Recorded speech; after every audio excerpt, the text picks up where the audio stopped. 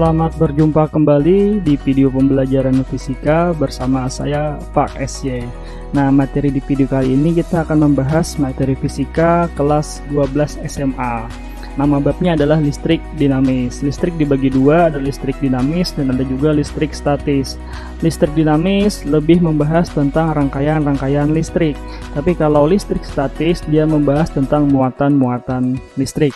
Nah, pada materi di video kali ini kita akan membahas di listrik dinamis yaitu tentang resistor atau hambatan.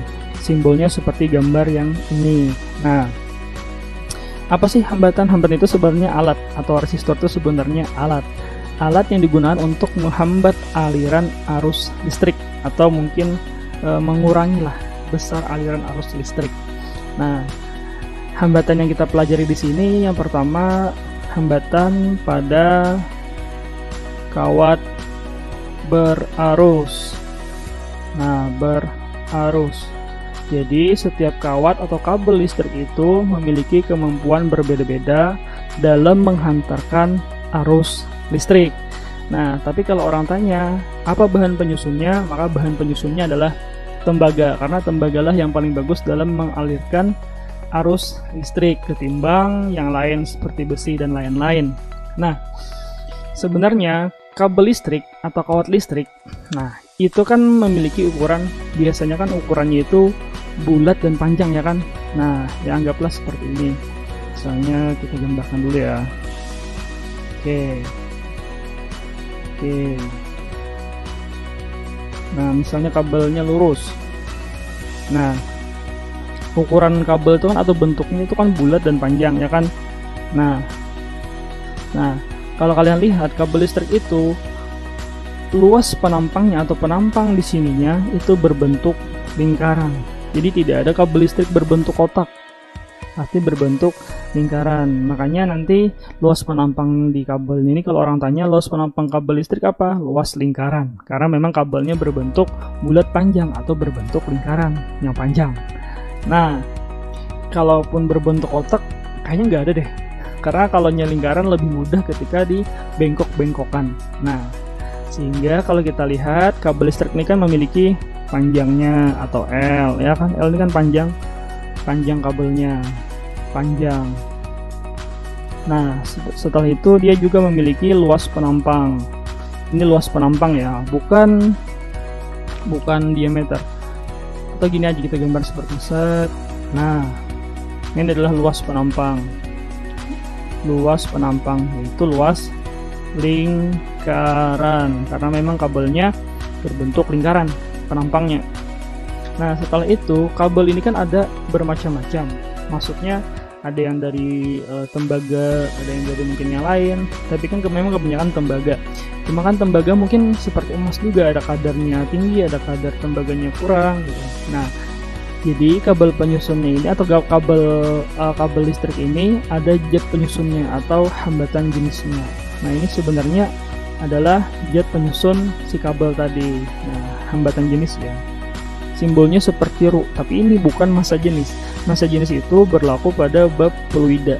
Nah, tapi kalau pada bab listrik dinamis, Ru ini bukan massa jenis, melainkan adalah hambatan jenis. Hambatan jenis si kabel tadi. Nah, dari panjang kabel, dari luas penampang si kabel dan hambatan jenis jet penyusun si kabel, maka didapatlah nanti nilai hambatan pada kabel tersebut atau pada kawat tersebut. Nah, cara mencari hambatannya gimana?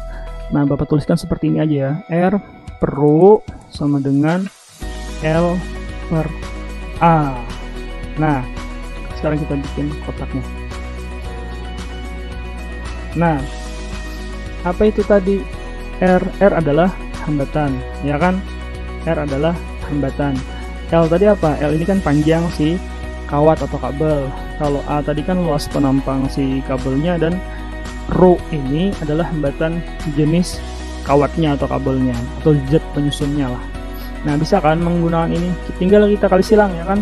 Berarti kalau kita mencari nilai R, kita tutup R-nya, maka kita kali silang. Berarti kan kalau kita kali silang, Rho dikali dengan L dibagi dengan A, ya kan? Nah, inilah rumus mencari hambatan pada kawat berarus. Nah, nanti ada pertanyaan misal aja ya.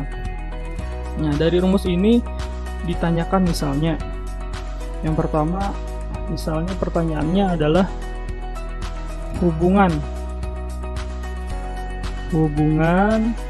antara resistor atau hambatan kawat dengan panjang kawat. Nah, maka hubungannya adalah sebanding. Coba kalian lihat, ya kan? Di sini R, nah L-nya ini kan di atas. Nah, artinya kan R ini dengan L dia sebanding. R ini pun dengan hambatan jenis juga sebanding karena memang mereka letaknya di atas. Berbeda dengan luas. Luas ini kan letaknya di bawah per, sehingga R dengan A dia berbanding terbalik. Paham ya? Jadi kalau orang tanya hubungan antara R dengan L atau hubungan antara hambatan kawat dengan panjang si kawat, maka dia sebanding. Jadi bisa kita tulis menjadi seperti ini. R sebanding dengan L. Ini artinya sebanding atau berbanding lurus. Nah, berbanding lurus ini artinya ketika panjang kawat kita lebih panjangkan atau kita perbesar panjang kawatnya, maka nilai hambatan pada kawat tersebut meningkat. Nah, tapi ketika panjang kawatnya kita pendekkan atau kawatnya kita potong, maka hambatan pada kawat tersebut berkurang. Gitu, karena memang mereka sebanding. Yang kedua misalnya dia mencari hubungan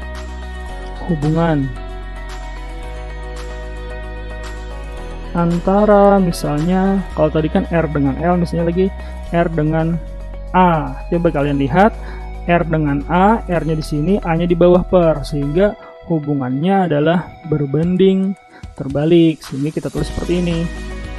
Berbanding terbalik. Apa itu berbanding terbalik? Berbanding terbalik. Apa itu berbanding terbalik? Berbanding terbalik itu seperti ini. Misalnya luas penampangnya kita perbesar, luas penampang si kabelnya atau kawatnya kita perbesar, maka hambatan kawatnya berkurang.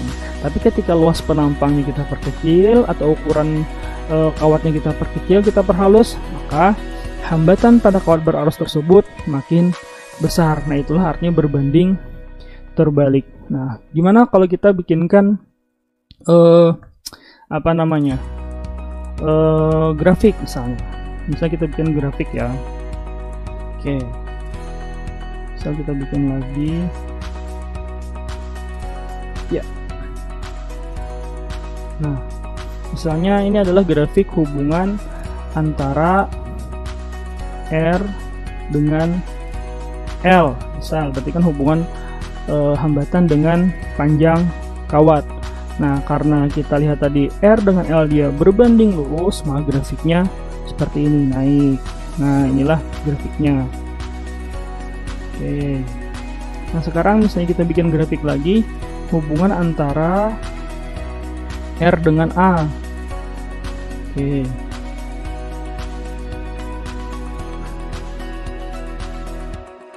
Nah, grafik hubungan antara R dengan A atau hambatan dengan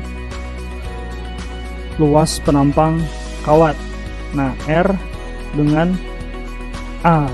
Nah, karena dia berbanding terbalik, ketika A-nya kita perkecil, maka R-nya membesar. Tapi ketika A-nya kita perbesar, maka L-nya mengecil. Maka grafiknya adalah turun. Nah, seperti inilah grafik hubungan antara R dengan A. Sekarang apa sih hubungannya hambatan pada kawat berarus dengan arus listriknya? Nah, sebenarnya seperti ini. Nah, kita masuk ke materi selanjutnya atau subbab materi selanjutnya, yaitu tentang hukum Ohm. Oke. Nah,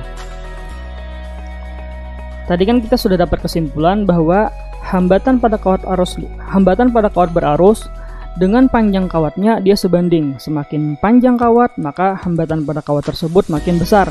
Tapi hubungan hambatan pada kawat dengan luas penampang, makin besar luas penampang si kabel tersebut atau kawat tersebut, atau makin besar ukuran kawatnya, maka hambatan pada kawatnya semakin kecil karena dia berbanding terbalik.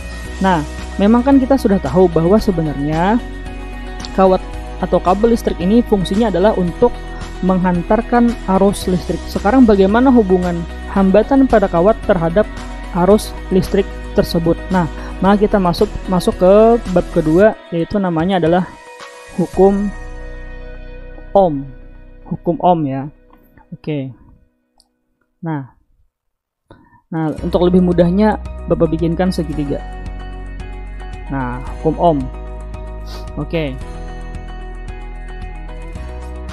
Nah, ini biasanya kan SMP kalau dibikinkan seperti ini dia lebih mudah lah menghafal rumus fisika.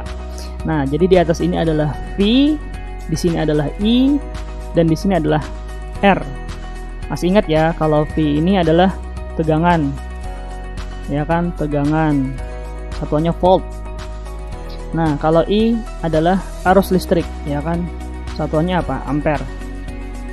Ampere.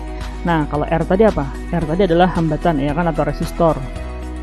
Hambatan atau resistor. Satuannya adalah ohm. Kalian boleh tuliskan ohm atau seperti ini. Nah, juga boleh. Sama ya, itu juga simbol dari satuan hambatan, yaitu ohm. Nah, kembali ke pertanyaannya tadi. Bagaimana sih hubungan hambatan pada kawat tersebut dengan arus listrik yang mengalir? Coba kita lihat dulu. Kalau kita mencari arus, apa sih rumusnya arus dari segitiga ini? Nah, atau dari hukum Ohm ini? Nah, kalau kita lihat rumus arus pada hukum Ohm ini, caranya adalah tegangan dibagi dengan hambatan, ya kan? Arus listrik adalah tegangan dibagi dengan hambatan. Oke. Sekarang kita lihat apa hubungan arus listrik dengan hambatan. Nah, karena hambatannya ini di bawah per, berarti kita dapatlah hubungan arus itu ternyata berbanding terbalik dengan hambatan, ya kan? Ini namanya berbanding terbalik, ya kan? Oke. Berbanding terbalik. Artinya apa? Ketika resistornya atau hambatannya membesar, maka arus listrik yang dapat mengalir semakin kecil. Nah, kalau ini satu ya. Yang di atas ini satu ya. Ya, ini arus. Nah, tapi kalau hambatan pada kawat tersebut makin kecil, maka arus listrik yang bisa mengalir pada kawat tersebut makin banyak atau makin besar. Nah, itu artinya berbanding terbalik. Nah, jadi kalau kita bikinkan grafiknya, oke, kita bikin lagi grafik ya. Grafik hubungan antara tegangan dengan arus ya, tegangan dengan arus. Oke. Nah, nah di atas ini adalah grafik tegangan V, di bawah sini adalah grafik arus I. Nah, jadi hubungannya adalah seperti ini. Nah, jadi kalau orang tanya apa hubungan tegangan dengan arus, kalau tadi kan hubungan arus dan hambatan dia berbanding terbalik, tapi kalau tegangan dengan arus kan dia sebanding ya. Kalau kita mencari V kan rumusnya I dikali dengan R, artinya kan I dengan V atau V dengan I ini sebanding. Bila arusnya besar ya tegangannya besar, bila arusnya kecil ya tegangannya kecil. Nah, juga sebaliknya, bila tegangannya besar arusnya juga besar. Nah, jadi hubungannya adalah seperti ini, atau grafiknya adalah seperti ini. Nah, grafiknya sebanding. Nah, yang nilai ininya adalah, nilai yang birunya ini adalah nilai resistornya atau hambatannya. Oke, gampang ya. Oke. Nah, jadi kesimpulannya yang pertama tadi kan kita tentang hambatan pada kawat berarus. Artinya setiap kabel listrik atau kawat listrik memiliki hambatan masing-masing. Ada yang bagus dalam menghantarkan arus listrik, ada juga yang tidak bagus dalam menghantarkan arus listrik. Tergantung apa? Pertama, tergantung hambatan jenisnya atau zat penyusun si benda tersebut atau kawat tersebut. Yang kedua, tergantung apa? Tergantung L, atau L apa? L itu adalah panjang kawatnya. Nah, yang ketiga adalah tergantung luas penampang kabelnya atau ukuran si kabelnya. Nah, kalau kita lihat hubungannya kan tadi, hambatan sebanding dengan panjang. Semakin panjang kawatnya, semakin besar hambatan pada kawat tersebut. Tapi kalau hambatan dengan luas penampang kabel atau kawat, semakin luas penampang si kawat, maka semakin kecil hambatan pada kawat, karena dia berbanding terbalik. Nah, sekarang apa hubungannya antara hambatan pada kawat dengan si arus yang mengalir pada kawat tersebut? Berdasarkan hukum Ohm, I sama dengan V per R, sehingga arus dengan hambatan berbanding terbalik. Jadi semakin besar hambatan pada kawat, maka arus yang mengalir makin kecil, begitu juga sebaliknya. Nah, sekarang bagaimana hubungan arus dengan panjang kawat misalnya, atau hubungan arus dengan luas penampang kawat? Oke, kita ambil kesimpulan pertama yang dari sebelumnya. Bapak beri partisi dulu ya, set. Oke. Nah, kesimpulan pertama yang kita dapat tadi kan hambatan sebanding dengan panjang kawat. Setelah itu hambatan berbanding terbalik dengan luas penampang kawat. Kesimpulan ketiga dari hukum Ohm kita dapat arus berbanding terbalik dengan hambatan, ya kan? Oke. Pertanyaannya, apa hubungan arus dengan panjang? Oke, dengan L. Nah, coba kalian lihat. Arus dengan L kan bukan arus dengan R. Arus dengan hambatan dia berbanding terbalik, ya enggak? Nah, sedangkan hambatan berbanding lurus dengan L. Maka kesimpulan yang kita dapat adalah arus berbanding terbalik dengan panjang kawat. Nah, jadi ketika panjang kawatnya makin panjang atau makin besar, maka arusnya makin kecil. Ketika panjang kawatnya makin kecil atau makin pendek, maka arus yang bisa mengalir makin besar. Yang kedua, apa hubungan arus dengan luas penampang? Nah, karena tadi arus dengan hambatan itu berbanding terbalik, sedangkan hambatan dengan luas penampang juga berbanding terbalik, sehingga didapatlah kesimpulan A-nya naik ke atas ya, sehingga didapat kesimpulan arus dengan luas penampang adalah sebanding. Jadi semakin besar ukuran kawatnya, arusnya makin bagus dalam mengalir, atau arusnya makin bagus lah ketika mengalir di kabel tersebut. Nah, tapi ketika luas penampangnya atau ukuran kabelnya mengecil, maka arus yang mengalir makin kecil atau makin sedikit. Itu artinya sebanding. Oke, ini adalah teorinya. Sekarang kita akan lanjut ke rangkaian pada resistor. Oke. Selanjutnya kita akan membahas rangkaian pada resistor. Seperti kita tahu di SMP kan sudah belajar tuh rangkaian listrik ada dua macam kan, ada rangkaian seri dan rangkaian paralel. Sebenarnya yang dirangkaikan secara seri dan paralel itu tidak cuma resistor, juga bisa sumber tegangan. Tapi kita di sini fokusnya ke resistor saja. Nanti untuk rangkaian seri dan paralel pada sumber tegangan kita masuk di bab selanjutnya tentang arus listrik atau mungkin pada hukum Kirchhoff. Nah, yang pertama seperti yang saya sudah sebutkan, rangkaian seri, ya kan? Seri. Nah, apa sih tadi yang dirangkai? Yang dirangkai secara seri adalah CR atau hambatan atau resistor. Nah, ciri-ciri rangkaian seri, ciri-cirinya ingat ya, kadang siswa tuh lupa kayaknya atau mungkin kurang paham. Ciri-ciri rangkaian seri dari resistor 1 ke resistor selanjutnya atau dari hambatan 1 ke hambatan selanjutnya tidak terhalang cabang. Terserah mau lurus, mau belok, mau bengkok, atau mau patah-patah, terserah. Yang penting dari resistor 1 ke resistor selanjutnya tidak terhalang cabang. Contoh gambarnya seperti ini. Nah, ternyata resistor 1 ke resistor 2 lurus, ternyata ke resistor 3-nya bengkok, habis itu ke resistor 4-nya juga bengkok. Nah, gini. Nah, ya terserah, yang penting dari resistor 1 ke resistor selanjutnya dia tidak terhalang cabang. Nah, itulah yang disebut dengan seri.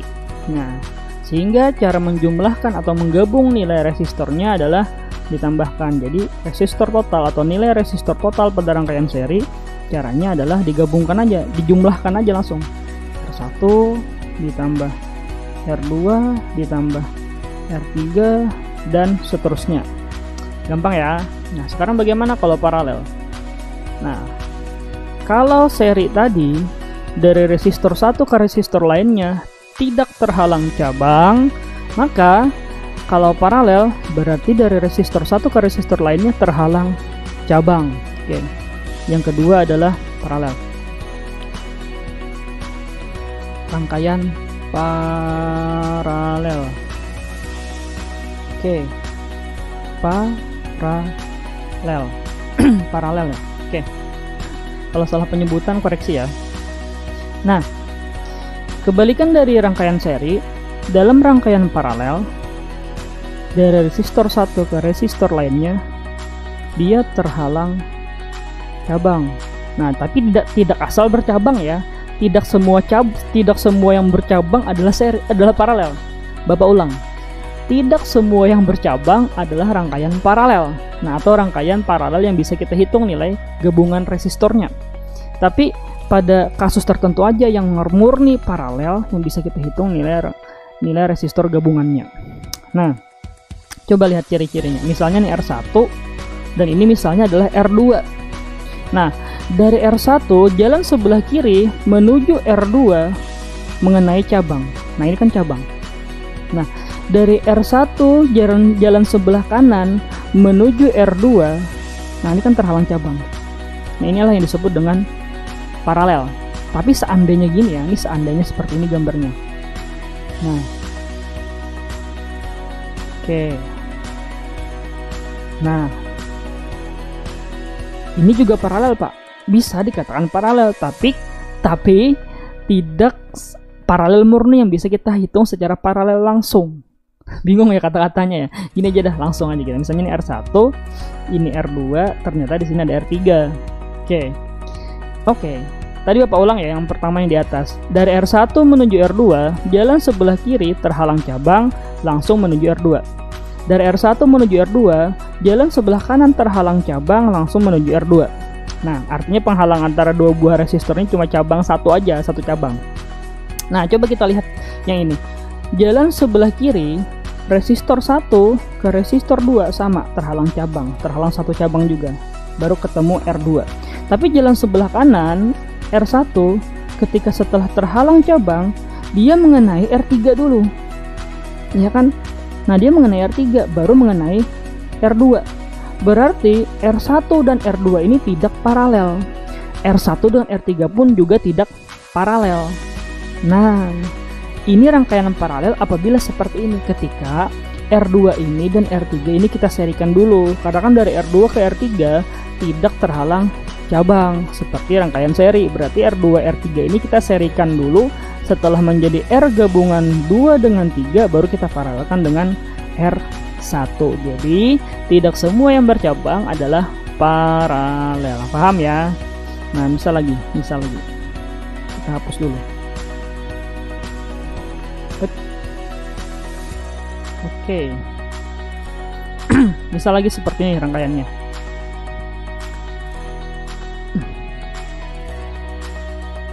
Dapat tuliskan dulu ya. Oke. Nah, oke.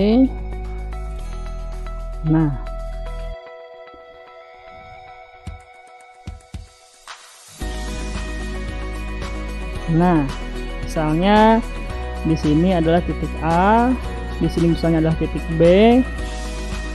Dapat tandain ya. Ini misalnya R1, ini R2, R3, R4, dan di sini misalnya R5. Nah, Pak, R1, R5 paralel? Enggak. Why? Kenapa, Pak? Karena jalan sebelah kiri dari R1 ke R5 tidak nyambung. Jadi R1 dan R5 tidak paralel ya. Karena memang nggak semua yang bercabang paralel. Coba kita lihat yang paralel yang mana, Pak? Yang paralel adalah R2, R3, dan R4. Nah, coba kalian lihat. Nah, dari R4 deh dulu. Dari R4 ketika menuju R3 ya kan terhalang cabang dulu baru ketemu R3. Jalan sebelah atas. Jalan bawah dari R4 menuju R3 terhalang cabang dulu baru ketemu R3. Berarti R4 dengan R3 paralel. Begitu juga dengan R2. Nah, setelah terhalang satu cabang dulu, setelah terhalang cabang dulu baru mengenai R2. Setelah terhalang satu cabang dulu baru mengenai R2. Nah, jadi gitulah yang disebut dengan paralel. Kalaupun di sini ditambah lagi R juga paralel. R5 misalnya. Nah, gitu. Tapi misalnya seperti ini Pak gimana? Nah, sini R6, di sini R7. Nah, R6 tidak bisa kita paralelkan dengan mereka. Nah, jadi yang paralel R2, R3, R4 dan R5. Tapi mereka yang 4 tadi nggak bisa diparalelkan dengan R6 dan R7. Tapi kita juga tidak bisa langsung menghitung paralel R2, R3, R4, R5 dulu baru kita hitung dan R6, R7, nggak bisa. Bukan nggak bisa ya, kada pas. Kurang pas. Oke. Nah, jadi R6 dan R7 dulu kita serikan, baru kita paralelkan dengan R5, R4, R3 dan R2 gitu. Paham ya? Gampang aja. Ini pelajaran SMP, tapi diulang kembali di SMA. Cuman di sini kita lebih mendalam tentang peraturan seri paralelnya. Nah, paham ya? Jadi tadi kalau gambarnya seperti ini, yang paralel adalah R4, R3 dan R2. Nah, rumusnya sama, Pak. Bukan, rumusnya berbeda, bukan sama ya. Rumusnya berbeda. Nah, jadi kalau kita mencari R paralel, seper ya, R paralel. Nah, jadi seper R1 ditambah seper R2 ditambah seterusnya. Kalau ada 3 ya tambah 1 lagi ya kan, kalau ada 4 ya tambah 1 lagi. Nah, cuman khusus 2 macam, Bapak kasih deh cara cepatnya. Ketika 2 buah paralel, asal 2 macam aja, misalnya. Nah, misalnya di sini 6 ohm, di sini misalnya 3 ohm. Nah, ini kan paralel, cuman 2 macam aja. Tidak perlu kita menggunakan rumus seper, bisa langsung seperti ini. Rp sama dengan, jadi 6 dikali 3 dibagi dengan 6 ditambah 3. Nah, jadi 6 dikali 3 dibagi dengan 6 ditambah 3. Bagian atas kali, bagian bawah tambah. Jadi R1 kali R2 dibagi dengan R1 ditambah R2. Hasilnya adalah 18/9, hasilnya adalah 2. Pun kalau kita cara manual seperti yang seper, ya kan, seper Rp, seper 6 ditambah seper 3, ya kan, kalau kita cara manual.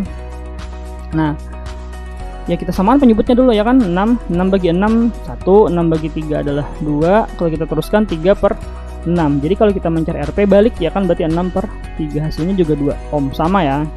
Nah, jadi cara cepatnya, kalaunya 2 buah paralel, cara cepatnya seperti ini. R1 kali R2 dibagi dengan R1 ditambah R2. Nah, inilah rangkaian paralel. Tapi prinsip pada rangkaian seri dan paralel itu ada. Nah, prinsip ya, atau peraturan lah. Oke, kita ke seri dulu ya. Memang semua rumus umumnya sama, yaitu rumus hukum Ohm, I, V per R. Cuman pada rangkaian seri, nilai arusnya sama. Nah, ini yang tidak ada di SMP atau tidak diperdalam di SMP. Nilai arus sama. Tapi pada rangkaian paralel nilai tegangan sama. Nah, jadi kalau pada seperti ini berarti arus di R1 sama dengan arus di R2. Nah, sama dengan arus di R3 dan seterusnya selama dia seri. Nah, tapi kalau seperti ini yang paralel tadi kan ya ini ya. Yang paralel kan ya ini. Yang paralel adalah R1, R2, R3, R4. Nah, jadi tegangan di R2, tegangan di R3, tegangan di R3, tegangan di R4 itu sama. Sama apa? Sama dengan tegangan gabungan 2, 3, dan 4 gitu. Nah, ini peraturan nilai tegangan pada rangkaian paralel. Nah, oke. Lebih mudah kita contoh aja deh. Kita contoh ya. Oke. Nah, contoh soalnya seperti ini.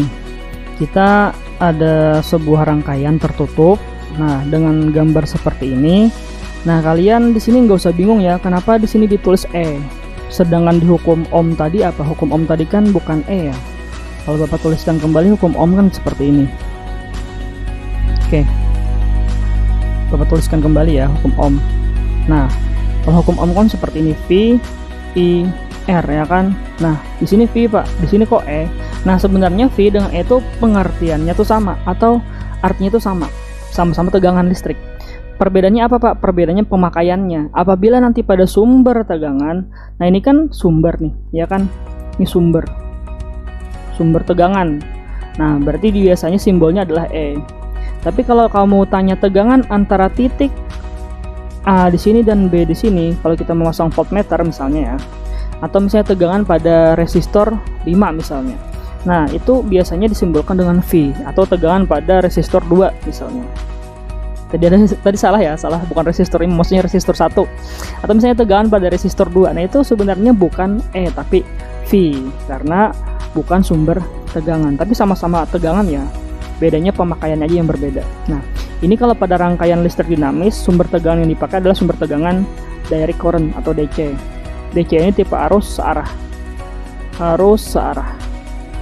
Ciri-cirinya apa? Ada positif, ada negatif. Jadi kalau kita menggambarkan sumber tegangan pada rangkaian, tinggal kita dua buah garis, panjang satu, pendek satu. Yang panjang itu positif, yang pendek itu adalah negatif. Nah, tapi kalau arus salah satu selain DC yaitu AC, AC ini adalah arus bolak-balik.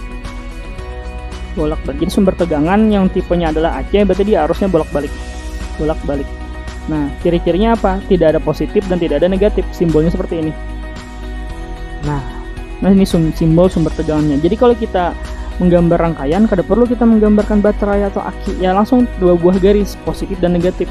Itu bila sumber tegangannya DC. Tapi apabila sumber tegangannya adalah AC, simbolnya seperti ini. Nah, ini ciri-cirinya adalah tidak ada positifnya dan negatifnya. Contohnya apa Pak? PLN. Coba kalian lihat colokan PLN itu tidak ada positif, tidak ada negatif. Tapi kalau kalian lihat baterai, ada tonggolannya itu adalah positif dan bagian yang datarnya adalah negatif. Nah, itu ya. Tapi kita di sini kita membahas tentang sumber tegangan yang tipenya adalah DC atau arus searah. Jadi arusnya itu searah keluar dari sumber positif. Nah, di sini ya. Oke. Tunggu. Nah, arusnya keluar dari sumber positif, ya kan? Nah, berkeliling dia satu arah aja, masuk ke negatif. Oke. Tapi arus ketika di sini dia terbagi, bukan berarti pembagiannya itu sama ya, tergantung resistornya. Jadi kalau ketika misalnya jalan atas ini karena resistornya lebih besar, sehingga arus di sini lebih kecil. Tapi kalau kita jalan bawah sini karena resistornya nilainya lebih kecil, maka arusnya lebih besar. Kenapa? Karena memang arus berbanding terbalik dengan resistor atau hambatan. Gampang ya. Nah, kita poinnya adalah mencari resistor total dulu. Oke, kita mencari resistor total. Set. Oke. Nah, coba kalau kita lihat, kita gabungkan resistor totalnya. Nah, antara resistor 3 dan resistor 4 itu adalah paralel, ya kan? Nah, ya kan? Jadi kalau kita mencari gabungan R34, berarti dia resistor paralel.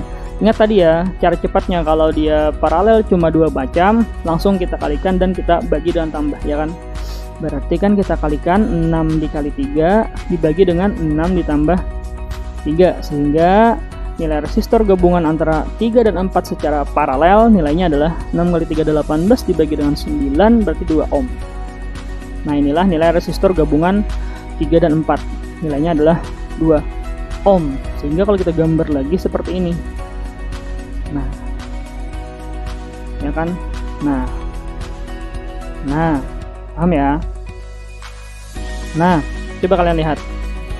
Di sini berarti tadi kan nilai R1-nya adalah 5 ohm, di sini adalah nilai R2-nya 3 ohm, dan di sini adalah nilai resistor gabungan 3 dan 4, nilainya adalah 2 ohm. Ya kan? Nah, kalau sudah seperti ini apa dia? Menjadi rangkaian seri, ya kan? Nah, sehingga kalau kita mencari resistor total dari keseluruhan rangkaian ini, caranya adalah R1 ditambah R2 karena dia seri, ditambah dengan R gabungan 3 dan 4, sehingga nilainya adalah 5 ditambah 3 ditambah 2, ya kan? 5 ditambah 3 ditambah 2, sehingga resistor total dari rangkaian ini adalah 10 ohm. Nah, inilah nilai resistor atau hambatan total. Nah, pertanyaannya, berapa arus yang mengalir pada rangkaian ini? Arus sebenarnya ada arus total, ada arus yang pada rangkaian pada resistor 3 dan resistor 4. Gini deh, tadi kan ingat nggak peraturan yang sebelumnya? Ketika seri arusnya sama, ketika paralel tegangan sama. Nah, ya kan? Nah, ya kita cari arus total aja dulu. Kita cari arus total ya. Nah, artinya kan arus yang mengalir di yang keluar dari sumber tegangan, ya kan? Nah, yang keluar dari sumber tegangan. Nah, atau arus total lah. Oke. Tadi kan kalau kita lihat dari hukum Ohm, rumus arus apa? Arus kan rumusnya adalah V per R, ya kan? V per R. Karena kita mencari arus total, sehingga R-nya pun harus R total dan V-nya pun harus V total. Nah, V total ya sumber tegangan, ya kan? Kalau V saja biasanya tegangan pada R1, tegangan pada R2 itu V saja. Tapi kalau V total atau V gabungan keseluruhan berarti adalah sumber tegangan. Nah, sehingga arus yang kita dapat adalah berapa nilainya nih? Sumber tegangannya 30 volt dibagi dengan hambatan totalnya adalah 10 ohm, maka arus yang kita dapat adalah 3 ampere. Nah, ini adalah arus total yang kita dapat. Ingat ya, ini arus total, arus yang keluar dari sumber tegangan. Masuk ke R1, masuk ke R2, terbagi di sini. Di cabang, itulah cabang A misalnya. Nah, sebagian ke R3, sebagian lagi ke R4. Nah, kita akan mendalam di sini. Kalau sampai di sini saja, ini sama dan pelajaran SMP. Tapi kalau SMA-nya kita akan mendalam.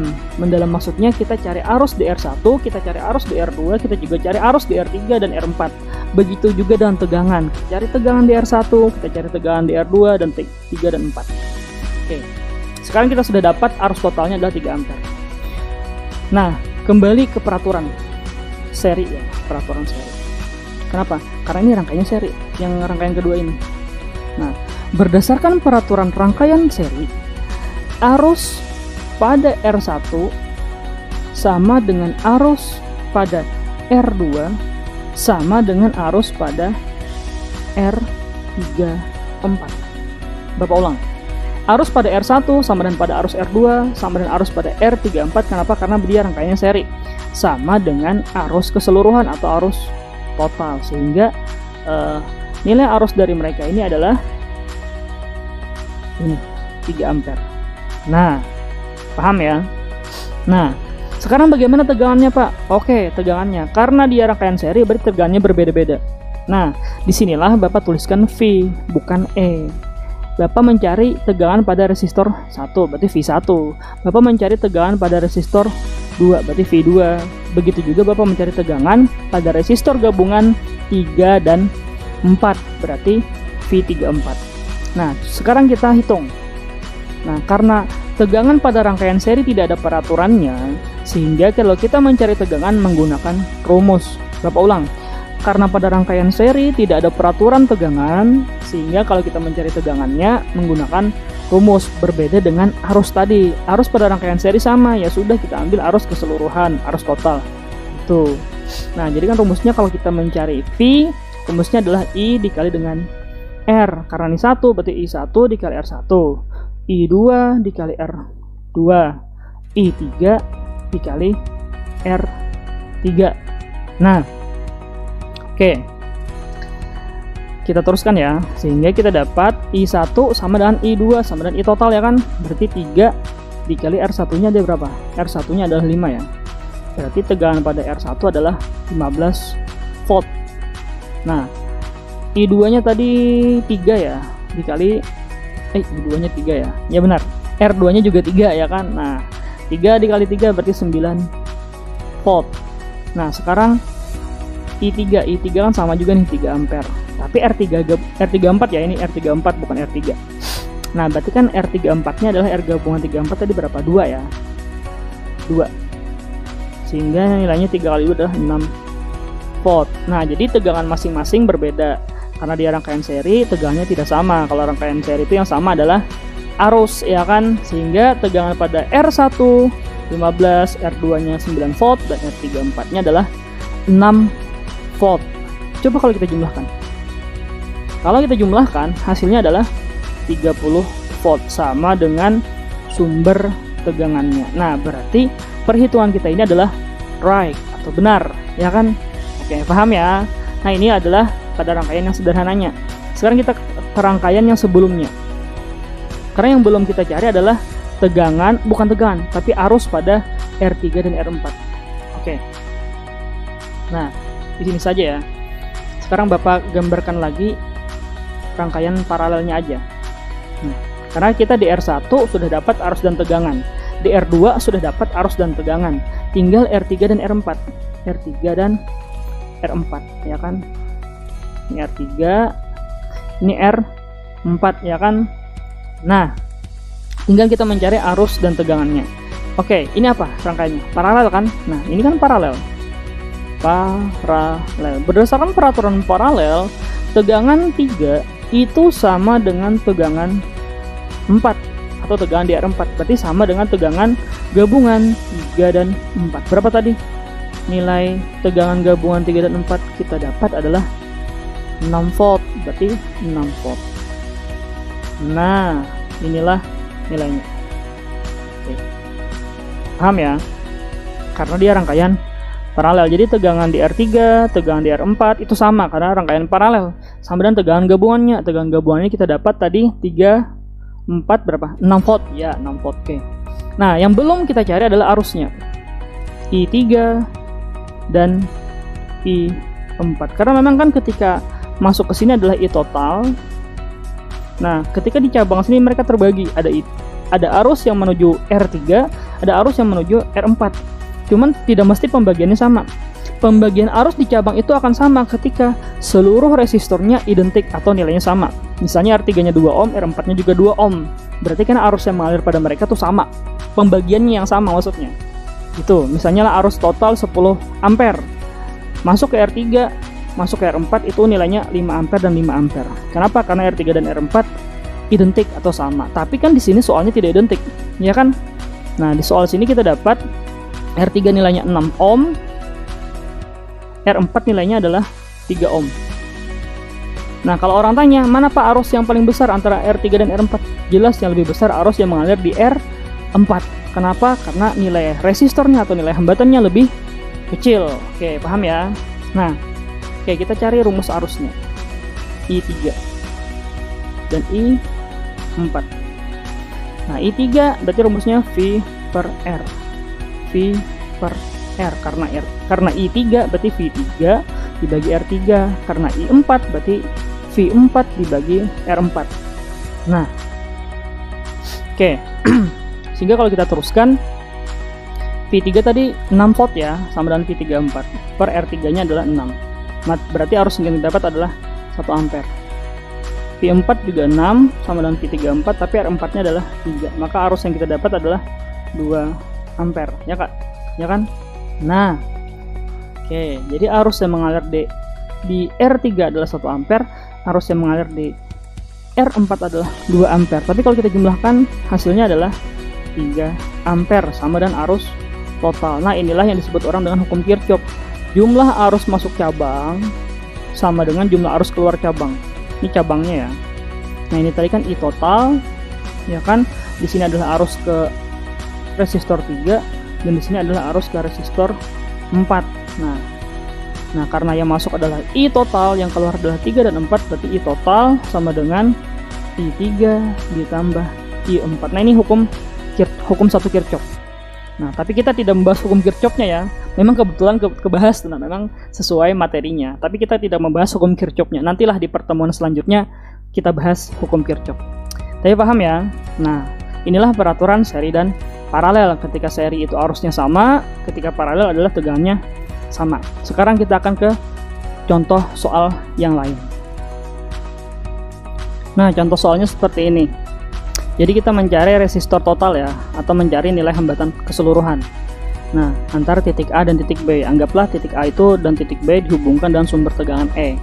Nah, coba kita lihat dulu. Kita harus mengidentifikasi mana seri, mana paralel. Nah, tapi kalau kita lihat dari gambar ini, resistor yang ini dan resistornya ini kan nggak nyambung lah sebelah sini ya kan. Nah, berarti ini tidak berfungsi. Nah, karena memang alat listrik itu sebelah sini nyambung ke sumber tegangan, sebelah sininya pun harus nyambung ke sumber tegangan. Ketika cuma sebelah yang nyambung ke sumber tegangan, maka alat tersebut tidak berfungsi. Nah, jadi karena alat ini tidak berfungsi, kita buang aja. Nah, jadi paham ya, kenapa ini saya buang? Karena memang alat ini tidak berfungsi jadinya, karena di sini tidak nyambung. Oke, sekarang Bapak crop ya. Oke. Ini tadi nilainya adalah 4. Nah, akhirnya rangkaiannya seperti ini. Nah, coba kita lihat. Seri adalah rangkaian yang dari R ke R lain tidak terhalang cabang. Kalau paralel dari R ke R lain terhalang cabang dengan syarat tertentu, ya kan, yang kayak tadi sudah Bapak jelaskan. Nah, maka kalau kita lihat dari cabang atau gambar seperti ini, bukan cabang ya, tapi gambar. Nah, dari resistor yang ini, atau Bapak tandain gini aja. Tandain seperti ini aja ya. Nah, set. Nah, ini kan dari 2 ke 2 ke 4 ke 2 ke 2 itu tidak terhalang cabang. Maka itu disebut dengan rangkaian seri, ya kan? Akhirnya rangkaian seri dari 2 4 4 4 4 R serinya adalah 2 tambah 2 tambah 4 tambah 2 tambah 2, hasilnya adalah 12 ohm, ya kan? Nah, paham ya? Karena mereka ini seri. Sekarang setelah diserikan, gimana rangkaian selanjutnya? Oke. Nah, maka rangkaian selanjutnya seperti ini. Nah, oke, kita gambar dulu. Nah, di sini tadi kan A, di sini tadi kan B, ya kan? Nah, di sini tadi kan 2, di sini 2, di sini 6. Nah, ini kan gabungannya adalah 12, ya kan? 2, 2, 4, 2, 2 ini kan gabungannya adalah 12 ohm. Nah, setelah seperti ini, barulah kita, apa ini namanya? Rangkaian paralel, ya kan? RP. Nah, oke. Sehingga kalau kita rangkaian paralel, caranya seper-seper ya. Cuman kata Bapak tadi ada cara cepatnya ketika dua buah aja yang paralel. Caranya apa tadi? Dikalikan bagian atas, ya kan? Bagian bawahnya ditambah. Nah, atau jumlahkan. Nah, 72 dibagi dengan 18 hasilnya adalah 4 ya. Ya kan? 4 ohm. Nah, akhirnya rangkaian akhirnya menjadi seperti ini. Nah, sini tadi 2, ya kan?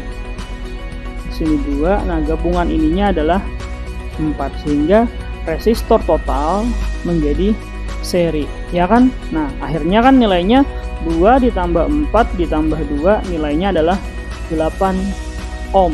Nah, inilah hasil rangkaian dari hasil resistor total di rangkaian ini. Nah, gitu. Paham ya? Kalau nggak paham bisa kalian ulang lagi nanti videonya. Oke, kita lanjut ke soal selanjutnya. Nah, misalnya soalnya seperti ini. Coba bikin. Oke. Nah. Oke. Agak turun sedikit ya.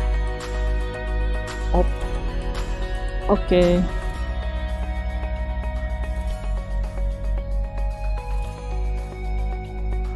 Nah, di sini misalnya A, di sini misalnya B. Di sini misalnya nilainya adalah 2 ya. Sini 2 ohm ya, 2 ohm. Di sini 4 ohm. Di sini 6 ohm. Di sini 3 ohm. Dan di tengahnya adalah 10 ohm. Coba kita lihat. Dari gambar rangkaian ini, mana yang bisa kita serikan, mana yang bisa kita paralelkan. Kalau kita serikan jelas nggak bisa. Kenapa? Karena dari resistor satu ke resistor lainnya tidak ada yang tidak terhalang cabang, pasti mengenai cabang. Jalan manapun dari resistor satu ke resistor lainnya pasti mengenai cabang. Jadi ini jelas bukan seri sudah. Tapi kalaupun kita paralelkan, misalnya 4 dengan 6, jalan sebelah kanan oke lah, terhalang cabang langsung ke resistor 6. Tapi jalan sebelah kiri terhalang cabang tapi mengenai resistor yang 10. Tidak bisa 4 dan 6 diparalelkan. Pun begitu 2 dan 3. Nah, 10 dan 6 pun juga tidak bisa. 4 dan 10 pun juga tidak bisa. Nah, lalu bagaimana, Pak? Tidak bisa diserikan, tidak bisa diparalelkan. Nah, caranya adalah dikali silang. Set. Oke. Agak menjerut sedikit. Set. Nah, maksudnya apa, Pak, dikali silang? Maksudnya ketika perkalian silangnya hasilnya sama. Ini kan kalau kita kali silang berarti 2 dikali dengan 6. Sebelah satunya kan berarti 3 dikali dengan 4. Ketika hasilnya adalah sama, maka resistor tengahnya hilang. Nah, maka resistor tengahnya hilang. Maksudnya resistor yang 10 ini hilang. Akhirnya rangkaiannya menjadi seperti ini. Nah, resistor tengahnya hilang. Nah, ya kan? Karena perkalian silangnya sama nilainya. Nah, di sini 2, di sini tadi 4, ya kan? Di sini 3, di sini 6. Nah, inilah yang disebut orang dengan jembatan Wheatstone. Nah, jadi prinsip rangkaian hambatan pada jembatan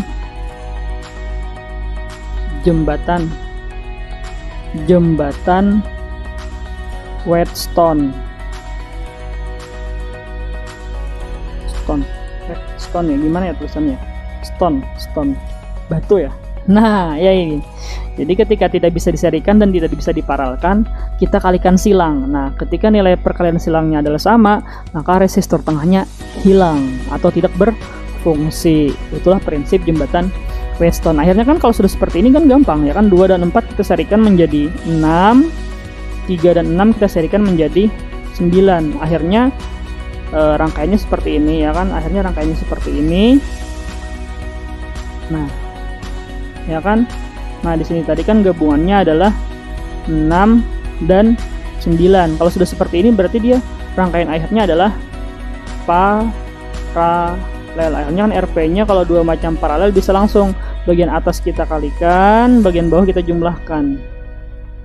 Nah, hasilnya adalah 3,6 ohm. Nah, inilah prinsip kerja jembatan Wheatstone. Oke, paham ya? Kalau nggak paham nanti bisa diulang-ulang lagi deh videonya. Nah, berarti kalau sudah selesai materi yang ini, maka video pembelajaran kali ini juga selesai. Pertemuan selanjutnya atau video selanjutnya kita akan membahas tentang arus listrik pada rangkaian. Yang lebih mendalamnya namanya adalah hukum Kirchhoff atau hukum 1 Kirchhoff dan hukum 2 Kirchhoff. Jadi pantauin terus ya channel ini. Nanti ada Bapak upload video tentang materi selanjutnya. Oke, berarti pembelajaran kita sampai di sini dulu. Terima kasih buat kalian yang sudah nonton video Bapak. Support terus channel ini dengan cara like dan subscribe. Oke, Bapak akhiri. Assalamualaikum warahmatullahi wabarakatuh. Thank you.